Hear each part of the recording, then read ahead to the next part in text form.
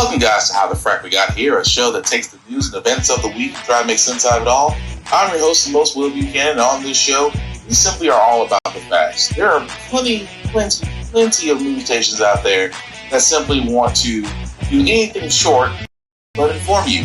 Here at How the Frack We Got Here, that's all we believe in. We go up to the left, we go up to the right, we go up to the middle of independence. We go after all sides because there's more than one side of a story to everything. And you need to know it all in order to actually formulate your own opinion. And that's what we try to do here at How the Frack We Got Here.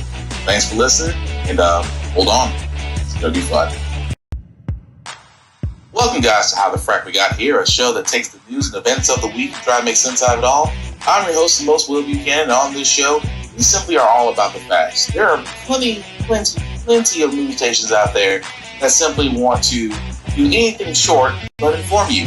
Here at How the Frack We Got Here, that's all we believe in. We go up to the left, we go up to the right, we go up to the middle of independence. We go after all sides because there's more than one side of a story to everything, and you need to know it all in order to actually formulate your own opinion. And that's what we try to do here at How the Frack We Got Here. Thanks for listening, and hold on. It's going to be fun. Welcome, guys, to How the Frack We Got Here, a show that takes the news and events of the week and try to make sense out of it. Woo! Sorry, everybody. Let's try it again. Today's date, February 10th, 2021, and this is the midweek edition of How the Frack We Got Here. I'm your host, the most Will Buchanan on How the Frack We Got Here. We do take the events of the week and try to make sense out of it all. Before I do get started, we do try to make this a family-friendly podcast, so I do try to watch my language as well as have to give a forewarning that sometimes we might show things up here of a graphic nature, so viewer discretion is definitely advised with that. Aside from that, welcome. Apologies, guys. I was trying to get the share going. I don't know, for a lot of my last views have been kind of not public, so I've had to kind of make some arrangement and switch it around to make sure everybody can see me, and hopefully you guys can. So, let's get through this shindig. Like I said before, it's the middle of the week. It's Wednesday. It's hump day. So, let's go over the little bit of news that we do have. Of course, anybody who's not anybody knows the simple fact of the matter is there is a certain orange little man that is now going through the impeachment pot de, and by pot de, I do mean Trump, in which Trump's lawyers, on day one, although day one was really yesterday, but now we're on day two, but on day one, Trump's defense wasn't looking so hot. On day one of the second impeachment trial of former President Donald Trump, the Democratic House impeachment managers wasted no time getting to their most damning evidence. We outnumber you a million to one out here, dude. Take the vote! Take the vote!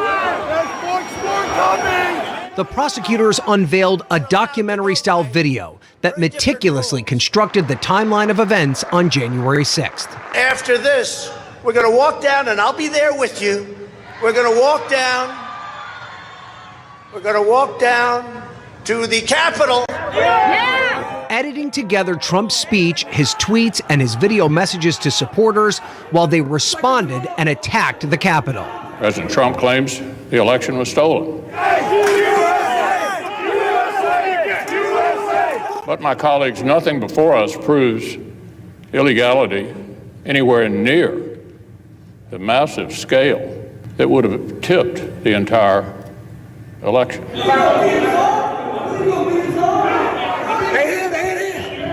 Is not about the good people of Arizona. And it will stand in recess until the call of the chair. We'll pause. Protesters are in the building. Thank you. The video was designed to remind the Republican jurors in particular of the riot they experienced a little more than a month ago, pinning the blame on the former president. That's a high crime and misdemeanor. If that's not an impeachable offense, then there is no such thing. Their presentation even impressed the Trump legal team. The House managers who spoke earlier were brilliant speakers. I'll be quite frank with you. We changed what we were going to do on account that we thought that the House manager's presentation was well done. Today's debate, though, was not over impeachment, but instead the constitutional standing of the trial itself. Trump's legal team argues that because he's no longer in office, he cannot be convicted. The majority in the House of Representatives does not want to face Donald Trump as a political rival in the future. That's the real reason we're here. And that's why they have to get over the jurisdictional hurdle, which they can't get over. But that's why they have to get over that in order to get to the part of the Constitution that allows removal. But Democrats came prepared to offer evidence to the contrary. They used opinions from conservative constitutional experts who've argued former officials already out of office can still be impeached. The text of the Constitution makes clear there is no January exception to the impeachment power. That presidents can't commit grave offenses in their final days and escape any congressional response. That's not how our Constitution works. Lead impeachment manager Jamie Raskin making that case on a personal level. And when they were finally rescued, over an hour later by Capitol officers, and we were together, I hugged them and I apologized, and I told my daughter Tabitha, I told her how sorry I was, and I promised her that it would not be like this again the next time she came back to the Capitol with me. And you know what she said? She said, Dad, I don't want to come back to the Capitol again.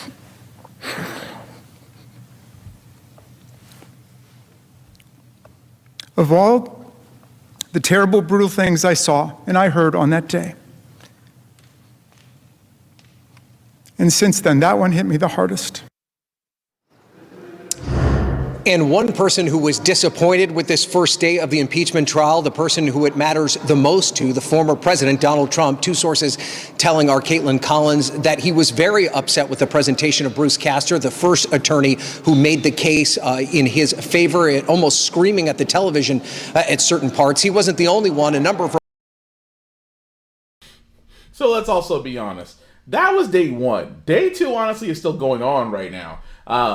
But it's funny where, of course, the lawyer that they're talking about right now has actually replaced the previous team that was there before the previous team. So there have now been two teams of lawyers for Dorito. And now this last person, they talk about Mr. Castor, was just recently hired and maybe had about a week's defense and decided that, okay, we're going to go with what the previous team did. It's like, his speech is protected by the First Amendment. Even though he sat there and said, hand in hand, I'm going to walk to the Capitol with you. We are going to stop the count. No, dog, that's not free speech. You're inciting a riot. And number two, which I gotta give him credit for, he figures, okay, let's Hail Mary it. The reason why the Democrats are fighting this so hard is because they do not want to see him again in the next presidential race. You know what? There's a little kernel of truth right there. The Democrats do not want to see Donald Trump again in 2024. Why? There is a chance he can win. So I give them that point to an extent. He went. If you went for BS and BS didn't work, go for truth. They don't want him in there because he can win. He's like the Tom Brady of politics. If you get what I'm trying to get at, but. Again, it's like I said before, the Democrats at this point, like I said, with this impeachment trial, part deux, it is going to be a rather difficult climb, and I say difficult climb just because, again, this is 2/3 majority. We already know where the Democrats are going to be voting. We need 17 Republicans to join the side. Now, again, I point this out because the Republicans themselves are really in a difficult spot. What I mean by that is, they're at a crossroads right now. Either they can back the Democrats and impeach Trump and infuriate the voter base, most of them extremists, that'll follow Dorito to the ends of the earth and wind up losing them, or worse, create a different party and actually, get somebody somebody else like Marjorie Greene up in there, something similar to her, or they could turn around and again not vote to impeach Trump, and then pretty much lose the ability of the midterms that comes up 2 years from now, to where there's a chance they could take back the majority from the Democrats and wind up making it more semantic and more cemental for the Democrats to keep their majority for the next 2 years. That's what the Republicans are facing. It's either we take off the voter base or we lose the voter base. Either way, we're screwed. And it's amazing to me that Dorito has a lot more problems than just the impeachment, because I keep on repeating this. The reason why this impeachment needs to happen, Trump has to be held accountable for his actions. On top of that, the whole idea of impeaching him is to set an example that somebody worse than him can come along and be smarter than him and be able to pull off all the crap that Dorito has pulled off. Because keep in mind, Dorito made quite a lot of money while he was a president. And so did his family. And hence why the next story I have is that the impeachment is not the only legal problems Dorito has, because his lawyers are definitely going to be working overtime. Gets underway. Former President Trump is also facing a number of ongoing state, criminal, and civil investigations into his conduct both before and during his time in the White House. Here's ABC's Devin Dwyer. He's out of office, his bid to overturn the election shut down. Now former President Donald Trump faces growing legal scrutiny of his actions. I think it's very possible that in the near future, we could see a criminal indictment filed against former President Donald Trump. ABC News has learned Georgia's Secretary of State Brad Raffensperger has opened the first formal investigation of Trump's phone calls to state officials seeking to overturn the results of the election. And there's nothing wrong with saying that, that you've recalculated. Trump asking Raffensperger to find enough votes to help him win, even though Joe Biden's victory in Georgia had been certified twice. So what are we going to do here, folks? I only need 11,000 votes. Fellas, I need 11,000 votes. Give me a break. I identified 3 criminal statutes which I thought were violated. Public interest attorney John Banzaf filed a series of complaints in Georgia that triggered the new investigation, outlining in a letter to state officials what he says are clear violations of state law. Conspiracy to commit election fraud, solicitation to commit election fraud, intentional interference with an election official. Do you think that this will be pursued ultimately? I like to think that the Georgia officials will do what the law requires, that they will do a thorough investigation. And if they do, I think they will conclude that there has been a violation of criminal statutes and proceed accordingly. Trump's attorneys deny the call was inappropriate, saying in their impeachment defense to the U.S. Senate that the president was simply expressing his opinion and did not threaten Raffensperger. But Fulton County's top prosecutor, District Attorney Fani Willis, says what she's heard is disturbing and that if election officials refer the case to her, she'll pursue it aggressively. I know DA Willis, and she will move it as fast as possible. But she's not going to move it forward just to satisfy anyone, Democrat, Republican. If she pursues this, I mean, we're talking potentially years of investigation, legal proceedings, and an uncertain outcome. I have never seen anything like this. People in Georgia don't like to be messed with. So I don't think he's going to find a friendly audience here if they do decide to go forward on this case. Raffensperger rebuffed Trump, the state's vote certified for Joe Biden. And 4 days after that call, the president held a rally to challenge the electoral count. We fight. We fight like hell. And if you don't fight like hell, you're not going to have a country anymore. Trump urging his supporters on January 6th to converge on the U.S. Capitol. We're going to walk down to the Capitol because you'll never take back our country with weakness. You have to show strength. The peaceful demonstration turned violent and deadly. Members of Congress scrambling for safety. At least 5 Americans were killed, including a Capitol police officer. Trump was impeached by the House for incitement of the insurrection. But now with that Senate trial underway, local prosecutors are deciding whether to charge him with a crime. Under D.C. law, inciting violence is a misdemeanor offense. And it's my office's responsibility to investigate whether those words exceeded the First Amendment protection and went into a zone of criminality for inciting the mob that charged the Capitol. There we go. At least 14 of the alleged insurrectionists now facing criminal charges have since said they were following Trump's encouragement, according to an ABC News analysis of court documents and news reports.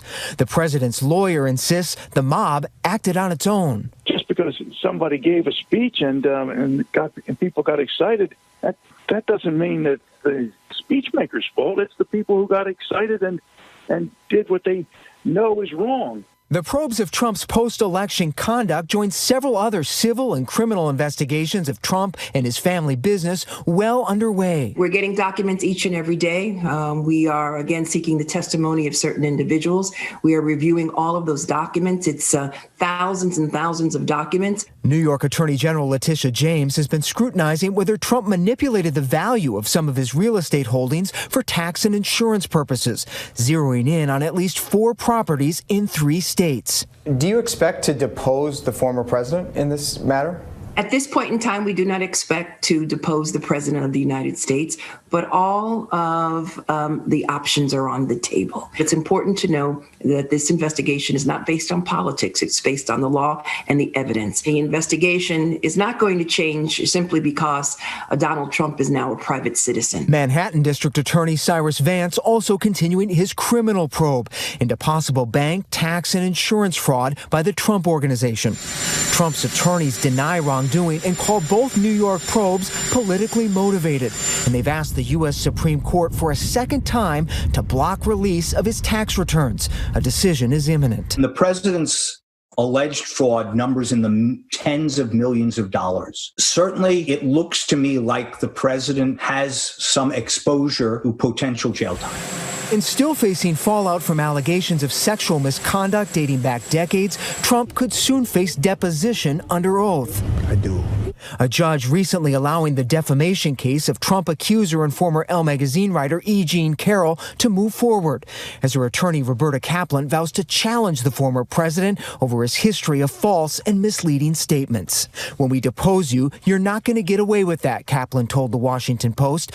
He had the mantle of the presidency, and now that's gone. I have no idea who this woman is. This is a woman who's also accused other men of things, as you know. It is a totally false accusation. I think the fact that the Republicans are likely not to vote to convict Trump in the impeachment is all the more reason why, if he committed violations of the law, as I think he did in Georgia and may have in New York and other places, that he should be prosecuted for them. Otherwise, he gets off scot-free. The investigations and possible prosecutions of a former American president are unprecedented, uncharted legal territory for Trump as that political showdown in the Senate gets underway. Ooh,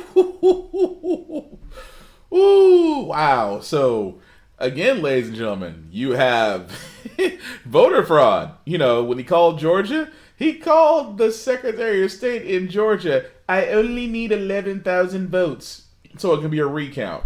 That's one. Your holdings in 4 different states where you devalued it to get more money. 2, your sexual harassment suit that's coming up.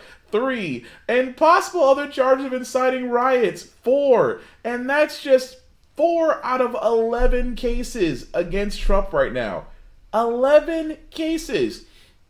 If you are a Trump lawyer right now, it is Christmas how much legal billing you can do right now to Trump. But again, I am not surprised by this, guys, because simple fact of the matter is, even if he is not impeached by Republicans, he's not getting away scot-free. On top of that, with his taxes, his buddy Mnuchin, who was with the Treasury, blocked it. And he can't ask the Supreme Court because, as they used to say, you ain't got the juice. And again, he's a private citizen now. So it's open season on his taxes. And we all remember not too long ago, last year, the New York Times was able to get back, I think about a decade's worth of his previous taxes when he actually did file his taxes, and found out that he filed for billions that he lost. So imagine what they would find now if his tax returns ever got released. And on top of that, New York AG, I think you should look up Robert Mueller. I think he has something else he would like to say. Considering the fact that they also investigated this man for 2 years in the Mueller report, and William Barr is no longer there to block the redacted file, I think it's time to go back to it. I'm just saying. But beyond that, guys, we do have a couple stories out of Louisiana. One of these actually ended up in a good note, but I'm just going to play the video. Amber Alert roughly around 1:30 this morning. You know, it had a description of the car, the suspect, and the little girl. At about 7:30, 2 employees for Pelican Waste and Debris were on the job. They were aware of an Amber Alert that had come out in the morning about a missing child in New Iberia. And as they drove down Burton Highway, they looked off to their left, and in the field behind me, they saw something suspicious. Man, and something told me, bro. Something told me. Like, just look. I said, what that car doing way ducked off in the field like that? And he was like, B, you notice what I just seen? And I was like, what's that? It was like, man, that looked like that silver Nissan that they say on the Amber Alert, that he seen on the Amber Alert. Using Facebook video to give us on the scene, nearly at the moment video, Dion Merrick and Brandon Antoine were the Pelican employees who chose to act and trap suspect Michael Serial in the wet and muddy field. Look where you was parked. Look what I did to that truck. I blocked the truck in, make sure you couldn't get out. Call 911 at the same time, back my truck up in the driveway to make sure he didn't get out, and talked to the 911 operator, and she basically told me had about a minute before a deputy was going to be on the scene. Both men are fathers, dads, and what happened and could have happened, that strikes close to home and why deciding to get involved was a no-brainer. She's safe, bro. Thank God, man. You know what I'm saying? Because I got a little girl. You know what I mean? On my job, doing what I got to do, dog. You know what I mean? The other message from our heroes, so often they say people tend to drive by. You tend to look the other way. You choose not to get involved. Thank God our heroes, Dion and Brandon, chose to do otherwise. Yeah, don't get me wrong. I love stories like that because he's right. 2 sanitation workers just happened to spot a car off an Amber Alert and did the right thing and blocked it, and of course was able to rescue the little girl. There's nothing more need to be said about that. But those two are definitely heroes in my book. But it killed me. It threw me off about the accents because I don't know about y'all know, because y'all know whenever there's a black person on, and this could be me. I'm not trying to be petty. But y'all know when a black person is about to speak on camera, you have that 1% in the back of your head like, please don't sound like you about to give hood news. And I understand it's Louisiana accent, New Orleans accent, all the way down. It just took me a while to get past that. But I like what the fact that those 2 men did, because they sat there and said, protect your children if they're not your own. And again, that's just cool, and I just want to let give them they shine, especially to that. Tanya, Miss Tanya, it's not petty. I was thinking, look, if it's just me, I will take it and run with it. But when they started talking, I was like, oh no, I just like I said, it's petty. I take it, I accept it. But again, like I said, moving forward in other news, Louisiana, unfortunately. There is other news about a story in the case of Quan Charles. I talked about the story last year and the fact that this teen was missing and then found dead in Louisiana cane sugar field. And there seems to be some more news about his death that recently came up. 15-year-old Quan Charles died in Louisiana. One of the last people to see him alive is now under arrest. Janet Irvin faces a felony charge of failure to report a missing child along with contributing to the delinquency of a minor. Now, video shows Irvin picking up Quan from his father's home. This was on October 30th, the day his parents reported him missing. Irvin has told the family's investigators that Quan did drugs at her home, then left, claiming he was going to kill himself. His body was found 4 days later in ankle-deep water in a sugarcane ditch.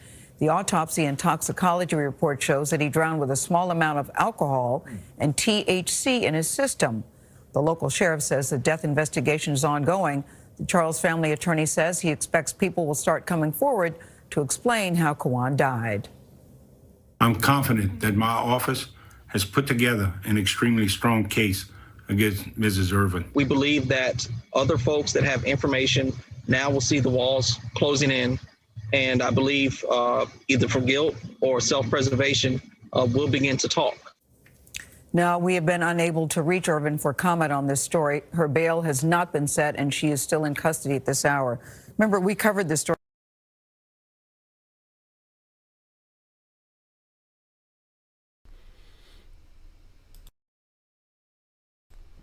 And that was, like I said before, that story we actually did cover last year about this. Like I said, initially it was a missing child case until he turned up in a sugarcane field, and now that there is a person that was allegedly may have been the last person to see this young child alive, and may actually be charged with his death, or at least an accomplice to his death, just because she's saying, according to the statement that she made to the police, was that he did drugs over at her house and decided that he's going to leave and then tell her that he is going to kill himself. And that is, like I said, there's more of that story. I think there's more of that story than what's being said, but it's still being investigated right now. But it's just sad that another life was lost that possibly could have been prevented when I know for a lot of people when they say they're going to kill themselves, you need to take that seriously, especially when it comes to a child. But we will follow that case as it comes along. Meanwhile, with the coronavirus still coronavirus in the 100,000s, and of course ICU capacity is still at an all-time low. For some odd reason, everybody thought it was a good time to go back to school.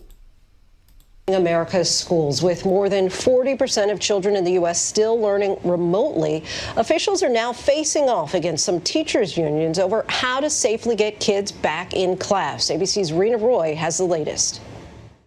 Rashawn Sivaraj is one of the millions of American children who haven't been in a classroom since March. I want schools to be open, but I don't know when they are going to be open because of COVID. Rashawn's dad, Siva, is a single father of two and worries about the lasting impact of virtual learning. My oldest is the one I'm most worried about. He's really struggled to find motivation in school. He's borderline depressed. He goes from his bed to his gaming station. He used to be an honor student, and his grades just drop bottom. The contentious battle over reopening America's schools is heating up from coast to coast.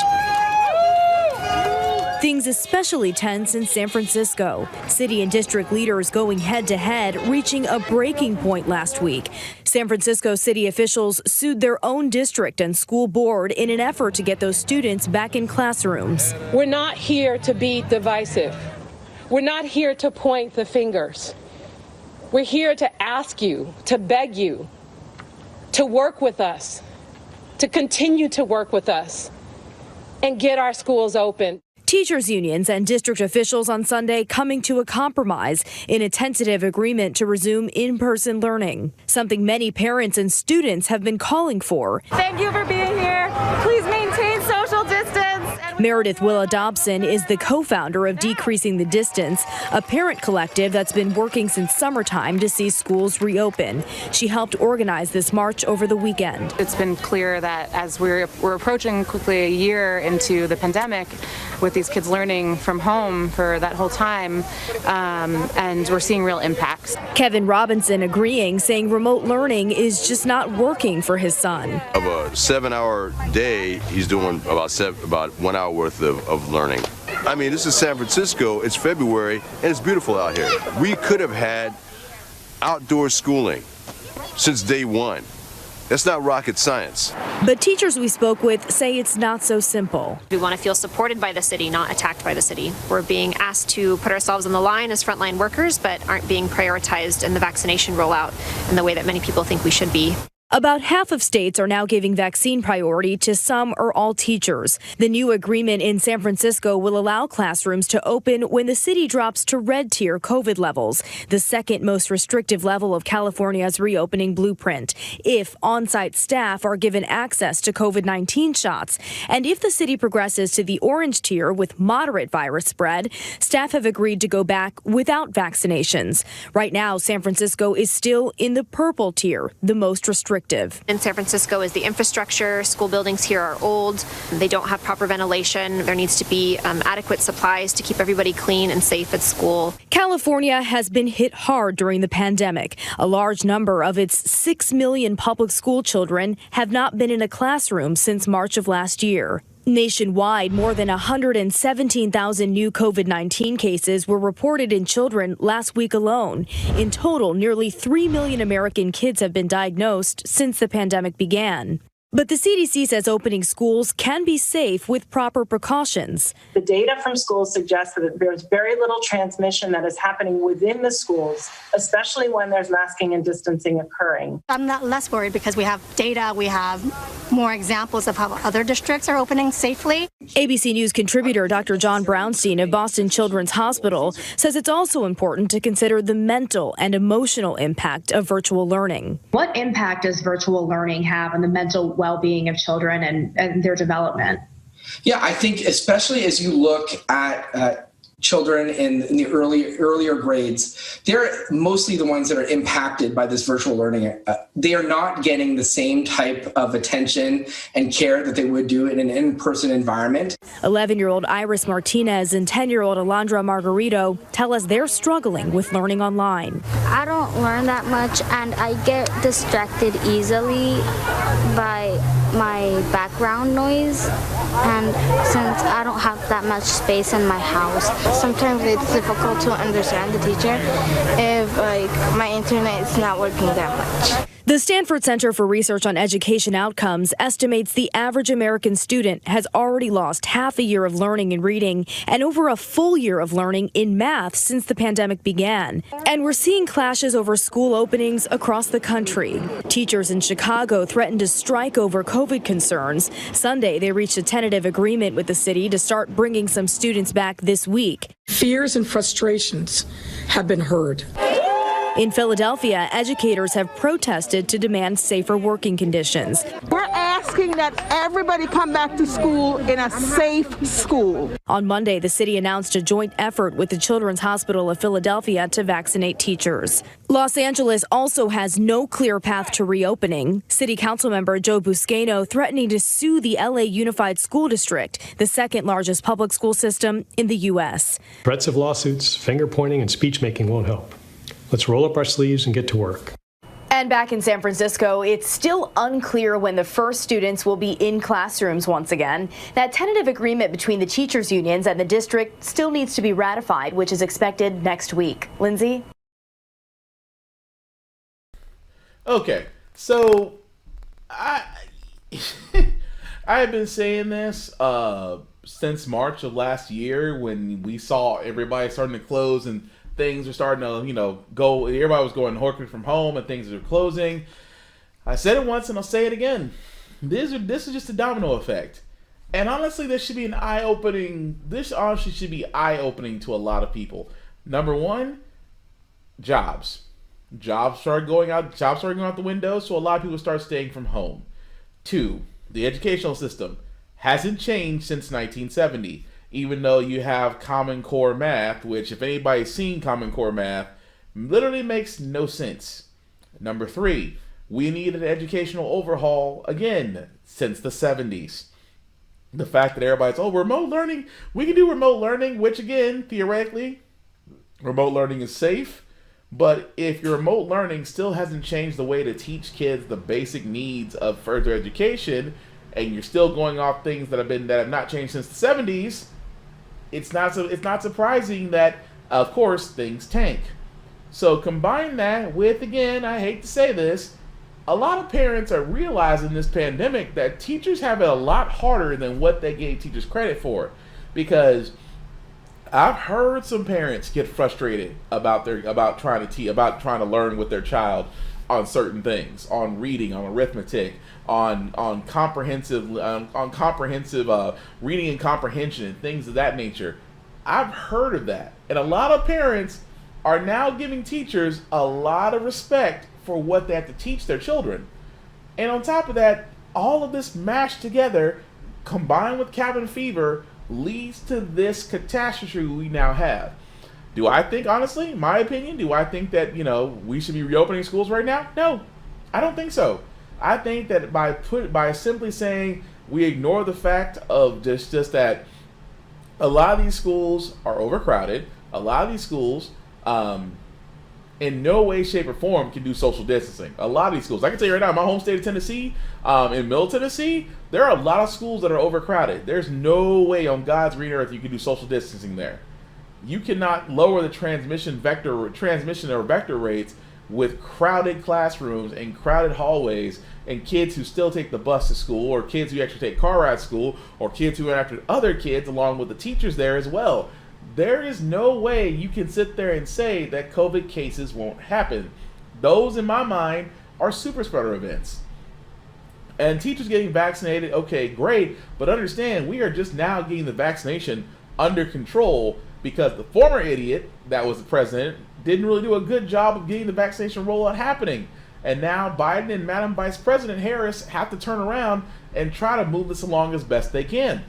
So when you take all that into account, again, this goes back to education. Education hasn't changed. It needs an overhaul.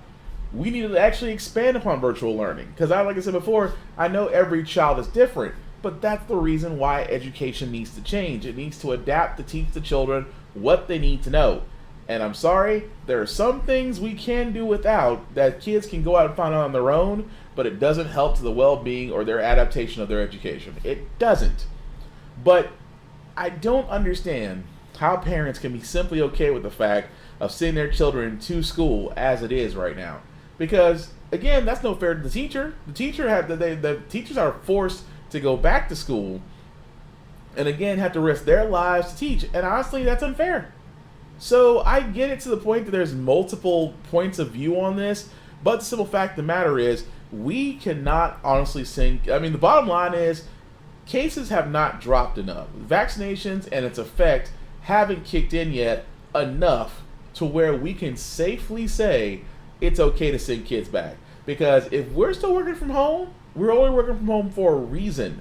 In the same sense that, okay, if we're okay with sending people to work from home, then of course we must ensure that we are not sending our kids to school just because we're going to risk them getting an education just because, again, we're not changing everything else. That's all I'm saying. Of course, if you feel differently in the comments, feel free to say it. I know, Miss Tanya, it was their accent, but you got to be honest. Like, I can't be the one that has that thought when black people about to get on television. You don't know what they're going to say or sound like. But again, I was proud of those guys. But speaking of other news, guys, lawmakers are introducing legislation to help black farmers. As you can see, the newly elected Senator Raphael Warnock did introduce an emergency bill to actually he called it for Farmers of Color Act, which is actually introduced in the $1.9 trillion COVID plan that Joe Biden is coming out. What it aims to provide immediate relief to black, indigenous, and Hispanic farmers. It would provide direct payments to farmers of color and allocate $1 billion to address systemic racism at the U.S. Agriculture Department.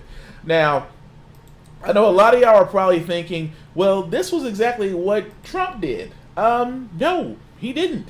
Only because if you ever met a black farmer or actually talked to them, and the reason why they have a union, and actually not a union, a coalition, is because the U.S. Department of Agriculture does have systemic racial issues.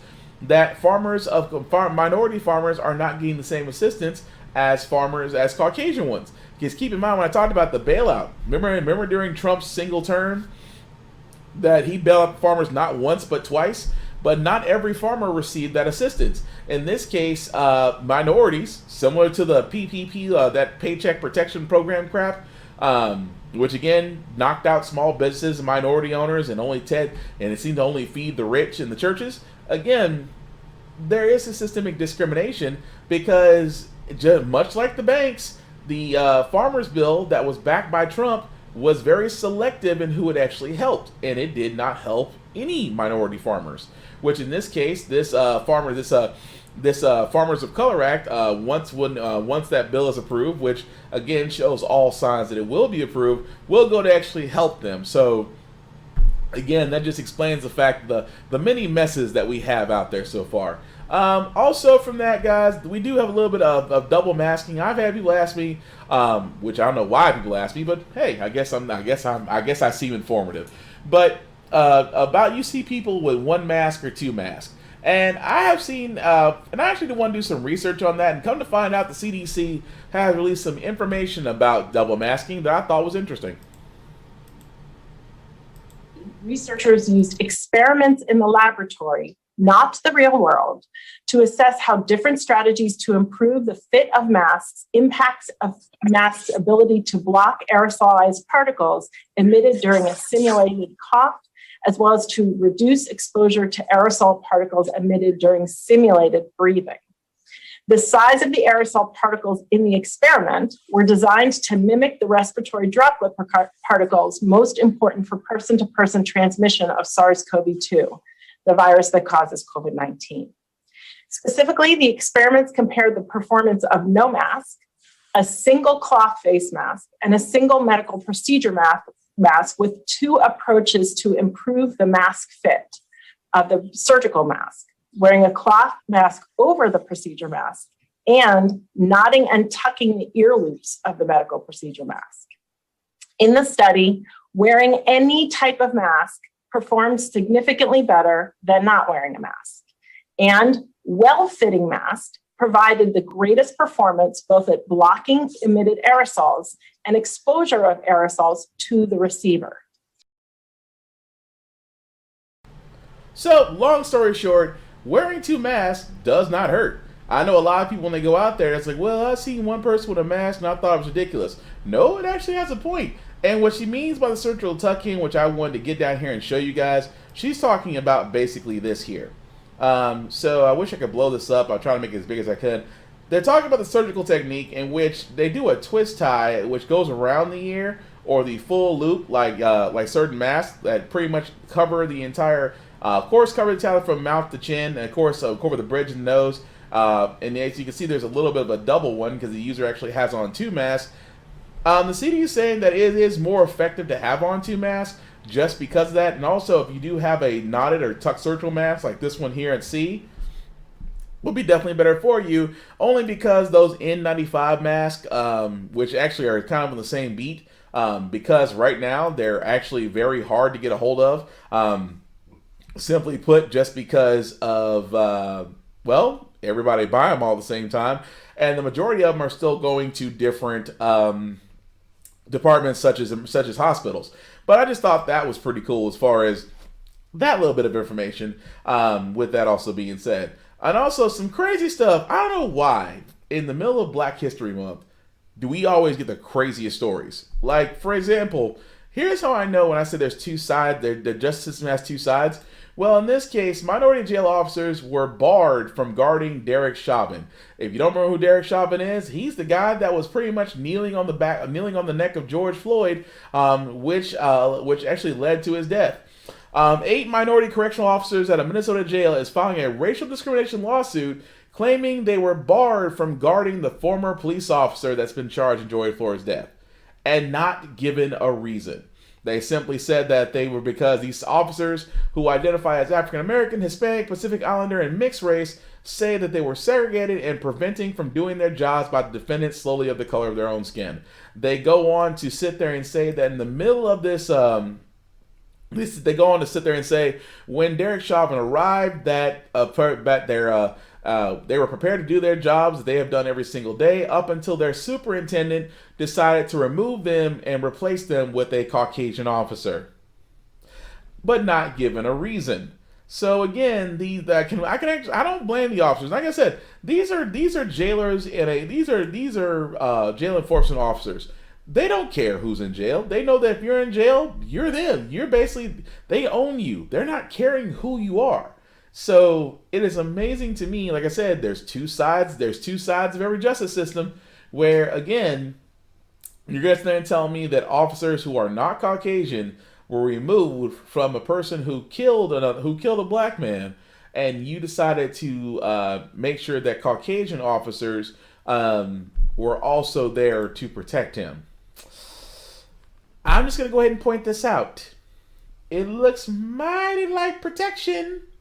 Even so more that the officers do say in the suit that 2 other officers saw on security cameras that a white lieutenant was granted special access to Chauvin. The lieutenant was allowed to access Chauvin's cell unit, sat on his bed, patted his back while appearing to comfort him, and even let Chauvin use a cell phone. Wow. It is amazing what a person that killed a black man on camera is allowed to do in jail. And I just think that's crazy. I mean, you have minority officers who are wanting to do their job are prevented because of what? Out of fear that this man's gonna come up dead? He's not Jeffrey Epstein. I mean, let's be honest about this. How else would this look in this situation if you are a person who actually works in a jail and a cop and a person who kills a black man comes in, you're a black man, you get pulled off that detail and replaced with a white person. What else is one supposed to think? I don't blame them for shooting them from racial discrimination, and I hope they win. Moving right along, guys. This one, again, Black History Month. I don't know why in the month of February we get stories like this. Maria Montessori Academy in North Ogden were sent an email informing them that they would have the option to opt their child out of Black History Month lessons and events that were planned throughout the month of February. Now they're telling us the school is rescinding that offer. I'm not exactly sure why anyone thought that they had to send out a document saying, I don't want my child to participate in this activity. That's what the document says. Jamie's daughter has been a student at Maria Montessori Academy for 7 years. And this is the first year that anything has ever been discussed about Black History Month. Lex Scott, founder of Black Lives Matter Utah, says the decision to allow parents to opt out is appalling. You can't opt out of Black history. Black history is American history. In an email sent to parents, the school's director, Micah Hirakawa, says he is deeply saddened and disappointed that parents would opt their children out of Black History Month curriculum, and added that as an Asian American whose great-grandparents were thrown into internment camps, he values teaching students about the, quote, mistreatment, challenges, and obstacles that people of color in our nation have had to endure. It's just heartbreaking that anyone who runs a school would believe that it is okay in any way, that it is acceptable in any way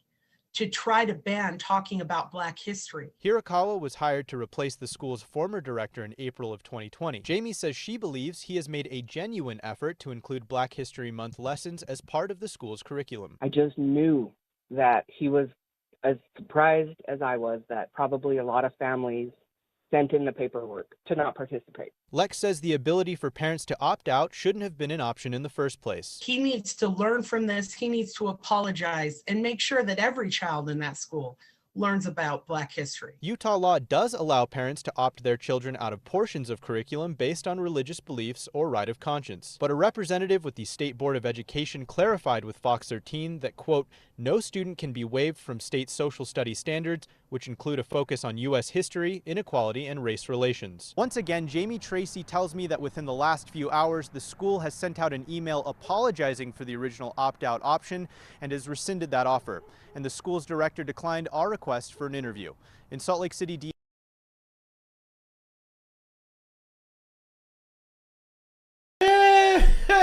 Okay.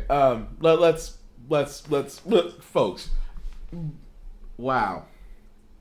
You're telling me that somewhere along the lines, I'm trying to figure this one out. Somewhere along the lines, there is a group of people. See, I was gonna say that's Utah. Anybody that's ever seen Utah, it's pretty much Mormon country. And Mormons thought that black people were a curse until the late 80s. No kidding. In Mormon culture, they thought if you were black, it's because God cursed you. So I already knew it was a messed up religion from Jump Street. But apparently in this school, a bunch of people, a bunch of parents, because I can't see the parents opting out. I can only think that somebody in that school was like, hey, it's Black History Month. Your child doesn't have to learn it. They can opt out. And here's the messed up part about this. It's not the fact that the school sent it out or someone at the school sent it out, because I have to believe that there was more than just one individual that sent this out in that school. I just refuse to believe there's more than one. On top of that, mind you, you also have to remember, parents responded to this. Can you imagine the number of parents that sat there and said, oh, well, they're teaching about Black history? Not this month. You can stay home, shooter. You ain't got to go to school, Chance. You know what? When they start talking about black people history, you just go on down to the farm. I mean, not really there's a farm, but again, that's just for visual purposes. But again, it's amazing to me the level of I don't want to say ignorance, but that's the best way I could put that. the level of ignorance toward learning about Black history. Lord knows we learned about enough Caucasian history to pretty much have their own history channel. But the reason why Black history is so important is because a lot of us don't know our history. I mean, it's amazing how many other races we know their story, but how little we know of ours. And especially if you weren't fortunate enough to have somebody that is very knowledgeable in Black history be able to teach you. And even so more, I said, if you learn about another race's or culture's struggles, victories, highs and lows, that should give you some appreciation and actually give you some perspective, if you will. And it's amazing to me that in Utah there are some parents who just don't want to see that happen for their kids. Like I said, ignorance isn't genetic, it's taught. But I just thought that was crazy. And trust me, that really, there is just, I cannot imagine, what is the story that you have at that point to where you said, it is perfectly okay not to learn about Black history that day? I really want to know.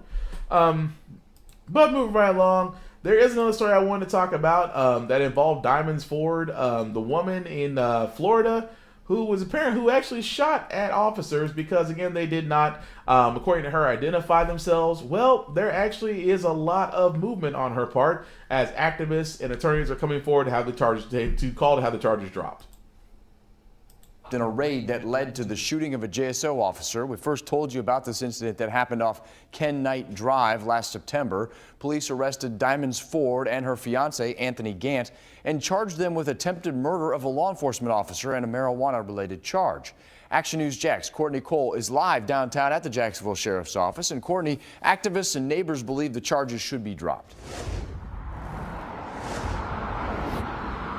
Diamonds Ford spent 130 days here at the jail. She was being held on a $535,000 bond, and it was donations from around the country that allowed her to bond out on Friday. But tonight, her fiance is still in the jail.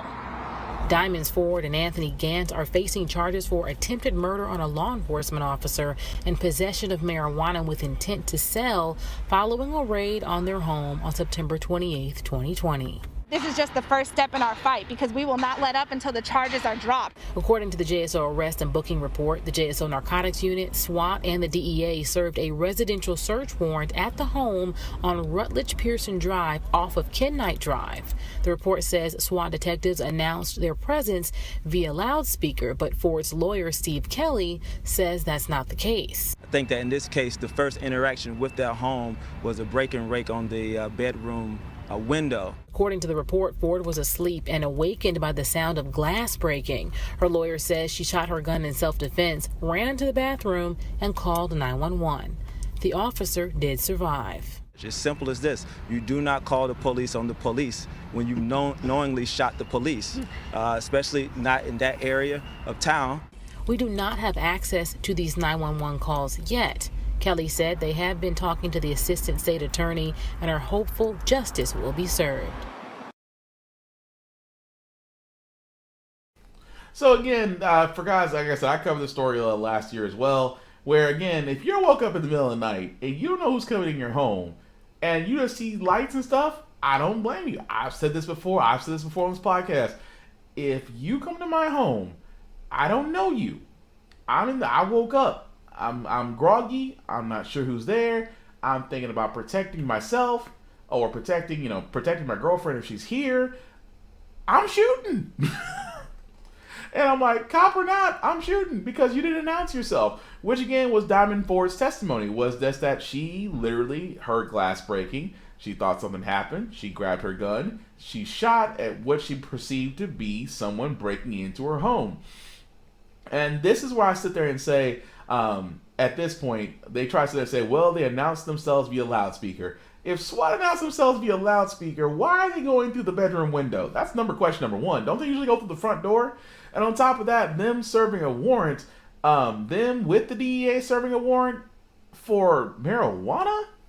Marijuana? Really? I'm just, we're 2021. I can understand if it's cocaine. I can understand if it was pills. I can understand if you thought you were just the guy from Narcos and just was sitting on a mountain of nice products. Weed though, maybe it's just me. I just don't look. I have been saying for the longest time that the war on drugs is really BS when it comes to weed. I said, you really want to defeat the war on drugs? It's easy. Legalize it. Legalize it. Tax the crap out of it. Crime goes down. Worked in Colorado. Denver, Colorado is a shining example. They made weed legal there, and you haven't heard a thing about Colorado today. Since then, you haven't heard a thing about Colorado, and other states are starting to make it legal. So, going back to Miss Ford's case, I'm just like, if it was found out that they did not announce, then cool. But again, announcing, sitting there saying, it's almost, it scares me. It honestly scares me so much. Because, again, for every black person, when this happens, you immediately go to Breonna Taylor. The woman was murdered in her sleep, and the officer still got to walk. Only because Daniel Cameron, yes, Daniel Cameron, I have not forgot about you, really just tainted the case. So I can imagine Miss Ford, thinking the same thing's going to happen to her and defending herself. But it's going to become a he said, she said moment because the cops really do control everything, which is kind of messed up. But again, hopefully the charges should be dropped, but we'll follow that case as it comes along. So the last story that I got, guys, before we get onto our Feel Good News segment is unfortunately about Chad Wheeler. What I say about Chad Wheeler, because this was a guy who used to play for the Seattle Seahawks that beat his girlfriend at the time, who's now his ex-girlfriend, and she now decided to give her statement on the accounts of what happened. Former Seattle Seahawks player Chad Wheeler is speaking out. Last week, you may recall, Wheeler pleaded not guilty to 3 charges, including domestic violence assault. His ex-girlfriend showed up in court to face him. She says that Wheeler is still a threat to her safety. And now she's sharing her story in an exclusive interview with CBS This Morning.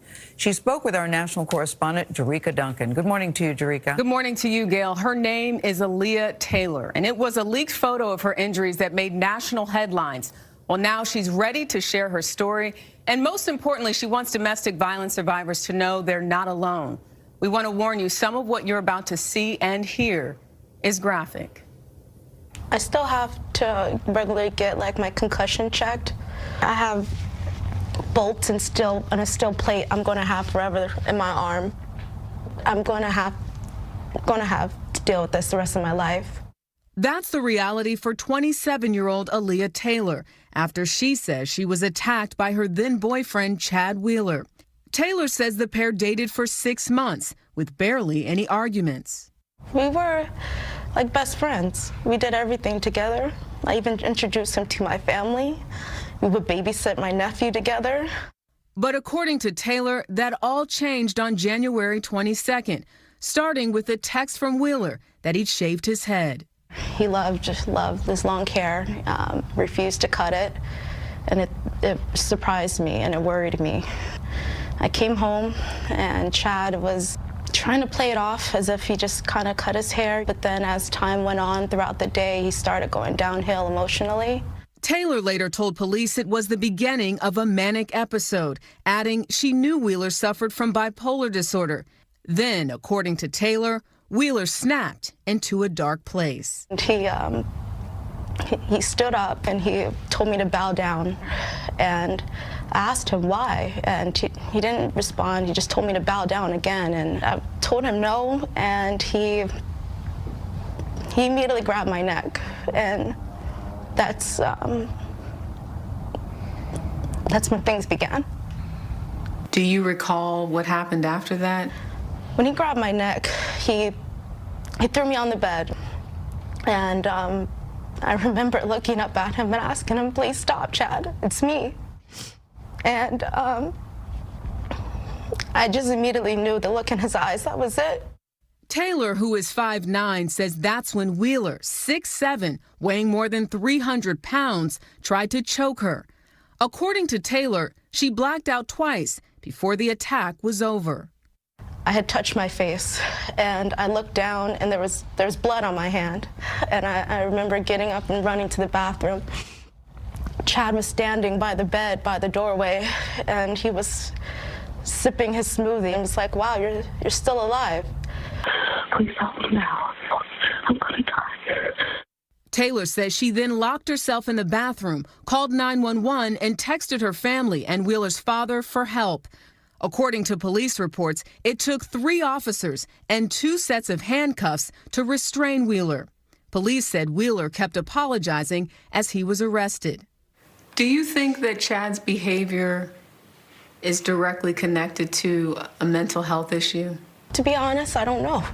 He went and ate dinner after doing this to me, and he didn't take the same approach with the cops as he did with me. The Seahawks dropped Wheeler, saying the team strongly condemns this act of domestic violence. If convicted, Wheeler faces 8 to 12 years in prison.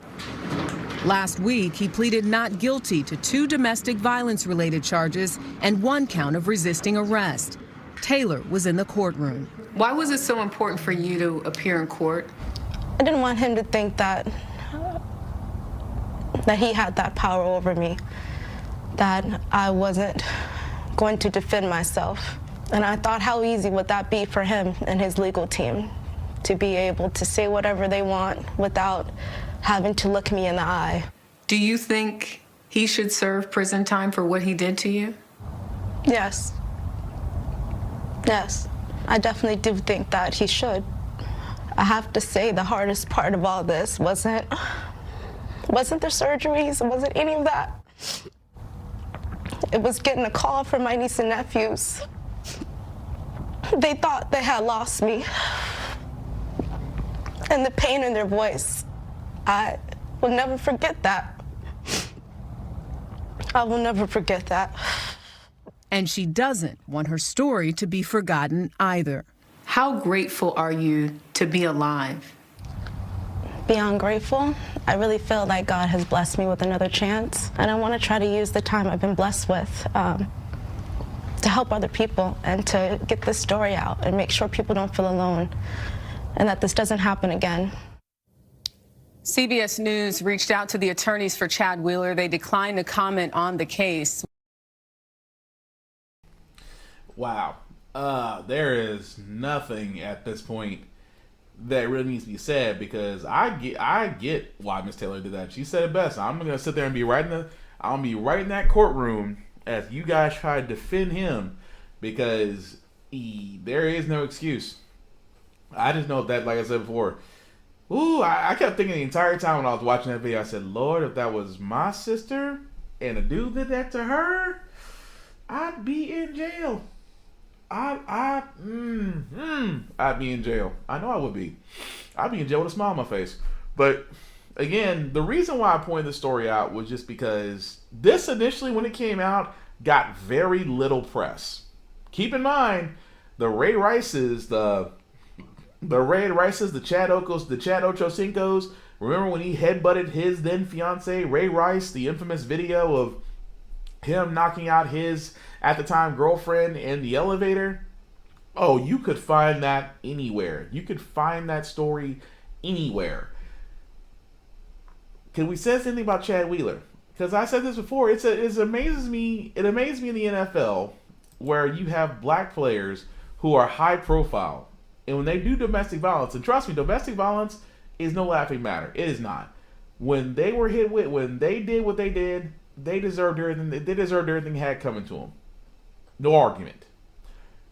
But the news coverage on it was crazy. But yet, whenever a white player does domestic violence, you very rarely hear about it.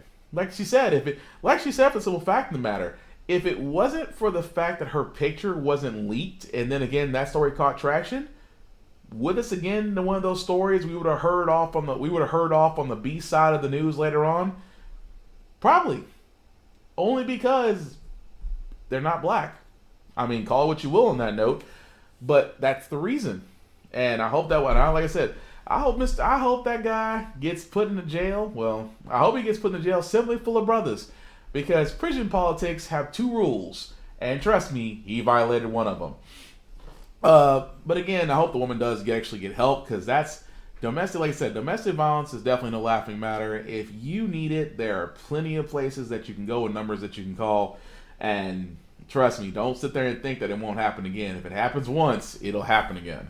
But like I said, we're going to keep following that story just because I'm just glad that the sister survived and that she's on her way to recovery. And I hope that dude is on his way to a bunch of brothers because, trust me, that story will get to them. With that being said, guys, I do have one bit of good feel-good news story because, like I said, on How the Frack we got here, we do cover stories, sometimes good, sometimes bad, sometimes really bad and down and depressing. But right now it's the middle of the week. It's about to be Friday Eve, Thursday tomorrow, and for a lot of us, it's kind of the countdown to Valentine's Day. So we want to leave you with a good note, some positive feelings, things of that nature. And I found this story because, number one, it reminded me of Girl Scout cookies because, trust me, I did not realize Girl Scout cookie season is upon us. And a brother needs to go find it. Because on the side note, I used to have a Girl Scout person that used to live very close to me. And man, did she know me. She had my cookie order on deck. But yeah, she was there. Like I said, Girl Scout troops make perfect business women. Because they know they got a product. Hey, I know a person alive, they ain't bought a box of Girl Scout cookies when you see them. But anyway, beyond the point. So in this case, in New York City, of course, the Girl Scouts out there actually have a Girl Scout troop, Girl Scout Troop 6000, which is a program that actually helps girls living in the New York shelter system. Which, as you can see here, that's actually Troop 6000, in which these girls from the special troop have volunteers, big sisters, and they actually allow these kids to actually learn from various people through job shadowing, to education, and actually get scholarships, even colleges. Actually, about some of the girls are actually receiving scholarships to go to private schools, even though now they're still either in shelter or looking to be adopted. So they are, still growing, and that's the whole idea about this, which I did love. The simple fact of the matter was that even though these kids are being sheltered, that they are still getting help. And at the same time, I have nothing bad to say about the Girl Scout troops or the Boy Scouts actually, because they have actually went and helped out a lot of kids in their same times at the same and really at the same place. I don't know about you guys. I'm looking forward to Girl Scout cookies because them saying, I always want to know because everybody buys Thin Mints. Why does everybody buy Thin Mints? I'm not a Thin Mint person for Girl Scout cookies. But man, them sugar cookies, and they got these toffee coffee ones. I don't know what they're called, but man, they're delicious. But I always try to support the Girl Scout troops whenever I see them because, like I said, they know they got good product, and they ain't got to do much. They don't got to sell much of anything to you. They know you like Girl Scout cookies, and they got it. It's pretty much like the drug game, except with cookies. Anyway, that being said, guys, that's really all I got. But let me get out of here with some shameless plugging before I do this. I did want to point out this first person, Tanya's Touch of Elegance, who's actually watching. Hi, Miss Tanya.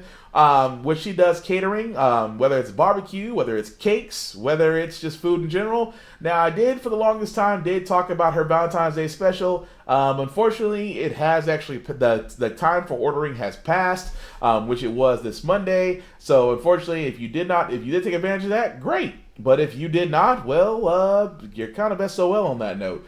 But in case you have any other catering that you like to do, because she does actually have a lot of food that she does, asparagus, she does meatballs, cakes, especially cakes, because again, decorative cakes such like this one, which she definitely does do, and also baked potatoes, which I can also tell you that from experience, they're pretty good. And I mean by decorative cakes, this is actually one of the cakes that she's done recently, for a graduate, and again, it's pretty well and good. And like I said, she actually does weddings, she does other celebrations. So really, guys, it's up to you on that. But if you definitely want to take advantage of that, definitely go to Tanya's Touch of Elegance on Facebook, and she can actually reach out to you via Messenger to let you to actually discuss what you would like from her. Beyond that, do you have an idea about something you've ever worn on a t-shirt or a mask or anything of that nature? Well, Little Creations by Kelly can help with that. Because as you can see here, she actually does certain shirts. She actually did this one for my sister,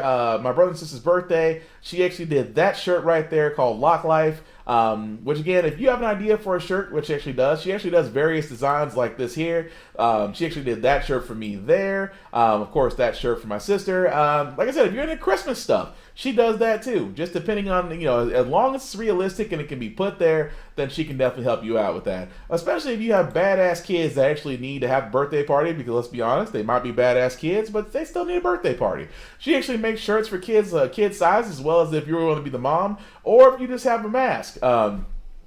As you can see at the bottom there, she does do masks as well for any time you actually want to put something on there, or aprons in case you want to do the paint and sip thing. But really, as long as it's realistic and it can be done, definitely look at Little Creations by Kelly on Facebook, as she'll go from there to let you know what can be done, and then go for the pricing, because as you can see, she does wonderful stuff.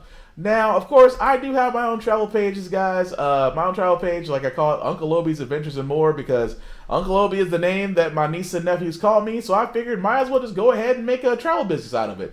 And that means, what I mean by travel, I mean by anywhere. If it's local or international, like here in Germany, who knew Germany would actually have great views, by the way? But again, if you have traveling as far as local or international or even domestic, whether it's down the street or across the state or across the pond, if you need rental help, if you need Carnival cruises, or if you just really want to get away, let me be the person that can help you with that. Because I can guarantee I will bust my butt to make you sure that you get the vacation that you want at the price that Expedia and Hotels.com and all those other places will definitely say it's a good price for you, but let me be the guy that can go the extra mile and get you what you really want. So like I say here at Uncle Obi's Travels and Adventures and More, we just don't sell travel, we sell great adventures. And also I do have a $100 referral going on right now, which means that if you actually refer somebody to me and they book travel with me, then that means as long as they book travel, that means you get $100. That's right, I will pay you $100. I don't know anybody in 2021 right now that will turn down free money, especially when all they have to do is book travel, whether it's hotel, rental car, airfare, or all of the above. As long as they book travel with me and you refer them, then my friend, it is $100 in your pocket that will come from me to you. And like I said, who don't like free money? And there's no limit on referrals. So with that being said, guys, that's Uncle Obi's Travel Adventures and More. And like I said, I'm actually here on Facebook, or you can reach out to me, William Buchanan on Facebook as well, and and just tell me your travel ideas. Let me build your travel. Let me get you there. That's all I'm asking you to do. Aside from that, guys, I want to talk about my buddy Vaughn, Big VZA Dot on Facebook, who will be returning very soon with his podcast. Of course, if you aren't his friend, you should be his friend. And if you can be his friend, he's friendly sometimes. If you actually go to his podcast and go to his videos, you'll be able to see the podcast he's done so far. The first one I'll talk about is the BST Intercast, which is a news podcast. That news could be movies, video games, or trailers. I call Vaughn the king of weird trailers because he always seems to find the weirdest stuff. Sometimes good, and sometimes makes me question why we're friends, but I still love him anyway. Interactive show just like mine, which you can see on the right-hand side. He also has another show for the purposes of this podcast called RAF. Now, RAF is kind of like America's Funniest Home Videos, just with his spin on it. What I mean by that is he shows the videos that will have you laughing, some of them will have you questioning life, and some of them will have you wondering if Darwin was probably right. But anyway, it's always entertaining and fun, interactive show just like mine, so definitely check that out. Another podcast that he has is called Rhythmness Music Podcast. You can rent us over the rhythm, in which him, myself, and others usually go over music that Vaughn finds or that he asks us to find, and we just have a discussion. And we are different across the musical spectrum, but hey, differences in music lead to great conversations, and that's what the Rhythmness Music Podcast is about. I can't wait till he brings that back. And finally, he has another show called Fonkin' Around, which is a pop-up show in which he does beats like this.